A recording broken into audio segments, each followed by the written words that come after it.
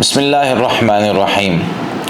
آج میں نبی مکرم صلی اللہ علیہ وسلم کی ایک اور سنت کے حوالے سے آپ کے سامنے ایک حدیث ذکر کرتا ہوں۔ صحیح بخاری میں 183 نمبر روایت ہے۔ نبی مکرم صلی اللہ علیہ وسلم جب بیدار ہوتے، نیند سے اٹھتے، تو آپ صلی اللہ علیہ وسلم کا طریقہ کار یہ تھا کہ استیقظ رسول اللہ صلی اللہ علیہ وسلم فجلس۔ نبی مکرم صلی اللہ علیہ وسلم جب نیند سے بیدار ہوتے تو بیٹھ جاتے۔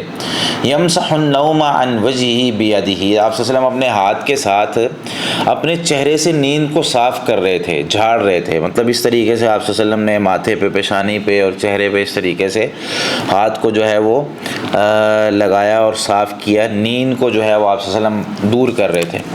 اچھا، یہ کام نبی مکرم صلی اللہ علیہ وسلم نے کیا، اور آپ صلی اللہ علیہ وسلم جب نیند سے بیدار ہوتے تو طریقہ یہ تھا۔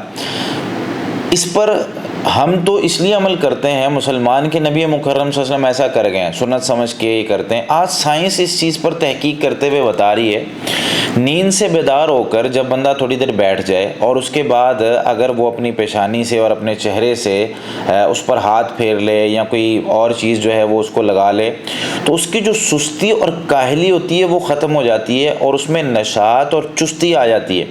بالکل ایکٹیو ہو کے بندہ اٹھتا ہے۔ تھوڑی دیر نیند کے بعد بیٹھنا ہے، یک دم اٹھنے سے نا سستی رہتی ہے، بندہ ادھر گر رہا ہے ادھر گر رہا ہے، کسی چیز میں ٹکرا سکتا ہے اور بہت سے معاملات ہو سکتے ہیں۔ نیند ہے تو نیند کے فوراً بعد اٹھنے میں جسم میں وہ چستی اور وہ نشاط اور وہ بندہ اس طریقے سے ایکٹیو نہیں ہوتا۔ تو یہ عمل کرنے سے آج کہا جا رہا ہے کہ جسم کو ایکٹیو رکھنے کے لیے بندہ اگر یہ عمل کر لے تو بڑا بہترین ہے۔ اب دیکھیں ذرا، اگر ہم نبی مکرم صلی اللہ علیہ وسلم کی ان سنتوں پر عمل کرنا شروع کر دیں تو ہماری زندگی میں ایسی سستیاں ختم ہو جائیں، ایسی ہماری زندگی کے اندر جو معاملات خراب ہو رہے ہیں وہ نبی مکرم صلی اللہ علیہ وسلم کی ان سنتوں پر عمل کرنے کی وجہ سے درست ہو جائیں۔